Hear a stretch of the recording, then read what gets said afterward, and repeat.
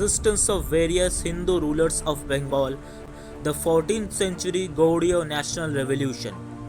Due to the defeat in the Tribeni region, Bara Khan with his army moved northwards to the Margram region of Birbhum. According to the locals, the head of Zafar Khan Ghazi was buried in that area. The tomb of Zafar Khan Ghazi is still in Margram. This defeat inspired many Hindu kings, and revolts broke out in many parts of Bengal. Many historians call it the revolution of the 14th century. There was a revolt in Mangalkot. Maharaj Bikramjit Ghosh Revolted in the Mangalkot Gopbhum area. Bikramjit Ghosh or Bikramkeshari. According to Sheikh Shubhodaya, kingdom of Mangalkot was attacked by a Ghazi named Hazrat Shah Mahmud. Although some historians call Vikramkeshari a contemporary of Maharaja Lakshman Sen, the linguistic inaccuracies of the manuscript prove that it was not written at that time. And Mrityunjay Sharma, a professor at Fort William College, in his book Rajabali, shows that there is a second Lakshman Sen besides the Lakshman Sen in the Sen dynasty. Most probably he was the son of Narayan Sen, and probably Sheikh Shubhodaya Punthi mentions him. Evidence of the existence of a branch of the Sen dynasty in the Vikrampur area even after Gaureshwar Madhu Sen is found in the Sabhar inscription. Most likely he is the Lakshman Sen who is mentioned in Sheikh Shubhodaya. From this, if we determine the time of Bikramjit Ghosh, it is most likely that his region was 1303 AD. According to Bakreshwar Mahatta, his predecessor in Mangal King region was King Shweta. According to Binoy Ghosh's culture of West Bengal, King Shweta was a Shaivat king who was a Shadgop clan and most likely a feudal lord under the Sultan.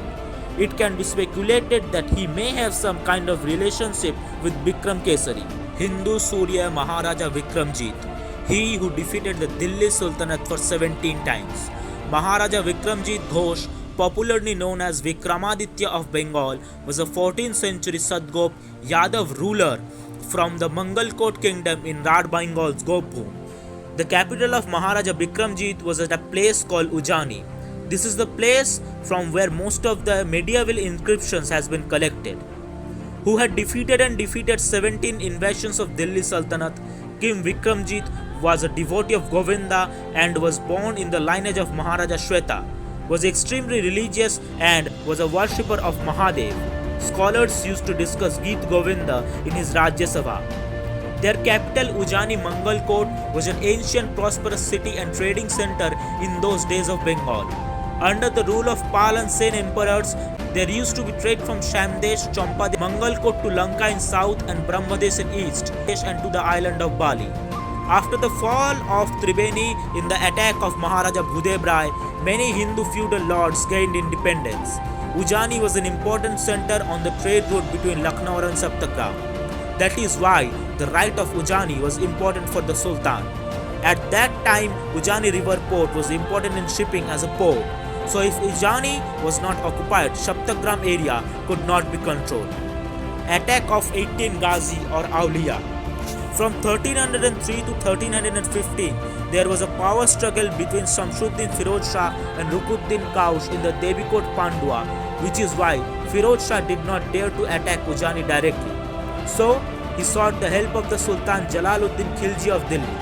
A total 17 repeated expeditions were sent from Delhi. Meanwhile, in 1305, the army of Delhi Sultanate and Ujbek Ghazi attackers attacked Mangalkot. Delhi Sultan's army camped in the hill area and started the attack of the western border of Mangalkot. Maharaja Vikramjit occupied the army under the patronage of his Raibeshe Gop and Ugro Khodro chieftains. In Mangalkot, the brave Ujani army under the leadership of Maharaja Bikramjit, the shield of the Hindus, broke down on the Uzbeki Ghazis by hailing their Kuladevi Ma Abhayachandi. As the evening sun went down, the entire Uzbek army was destroyed and turned into a mountain of corpses, which were washed away in the stream of Ajay river by the order of Maharaja Bikramjit. The Hindu kingdoms of Bengal in the first half of the 14th century, Ujani, Dev Dynasty and 18 Bhati. In 194, Dev Dynasty king Ariraj Dashrath Dev Danuj Rai attacked Sonargaon with the help of his ally king Arakan. Danuj Rai, he established his second capital and military base at Vikrampur. Danuj Rai in the east and Bikramjit Ghosh in the west, Rai in the south, became the cause of three headaches. After the first failed attack, the Sultan's constant efforts to capture Ujani continued. Similarly, between 1303 and 1317, the Sultan of Delhi attacked Ujani 17 times, one after the other. The tactics of Maharaj Bikramjit Ghosh thwarted the attacks every time and killed those 17 Ghazis. Maharaj Bikramjit Ghosh got the title of Bikramkeshari by the Radi Brahmins. Fall of Ujani Mangalkot. Name of the 7 of those Ghazi attackers had been found, which are as follows: Makhdum Shah Muhammad, Haji Feroj, Ghulam Panjatan, Sayyid Shah Tajuddin, Abdullah Gujarati, Khazauddin Chishti, Shah Haji Ali, Shah Sirajuddin, Pir Ghoda, Muhammad Ismail Ghazi, Makheum Bilai, and Ghaznavi. In 1317, Feroj Shah and Bahadur Shah were able to capture Sonargaon with all their powers. Dashrath Dev established his capital at Chandradwip in the south. Dokhin Rai passed away in his old age in 1313, and Gudev Rai was also not alive at that time. Bahadur Shah was overjoyed and declared himself an independent ruler.